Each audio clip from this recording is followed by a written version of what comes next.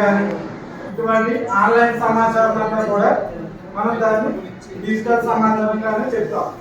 అంటే ఇంకా సింపుల్ గా చెప్పాలంటే ఇది ఉన్నట్టు చార్ట్ ద్వారా ఉందంటే చార్ట్ కానీ పుస్తకం కానీ ఈ బుక్స్ కానీ ఇవన్నీ ఉన్నాయంటే ఇంట్లో ఉండేదంతా కూడా ఫిజికల్ కంటెంట్ అంటాం, భౌతిక సమాచారం.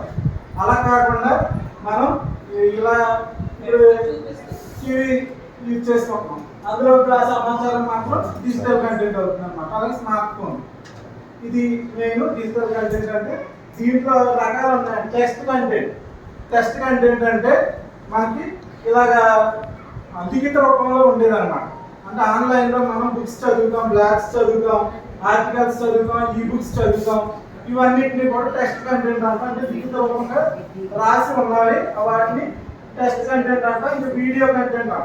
వీడియో కంటెంట్ అంటే మనం చూసే వీడియో లెసన్స్ కానీ, యూట్యూబ్ వీడియోస్ కానీ, రీల్స్ కానీ, షార్ట్స్ కానీ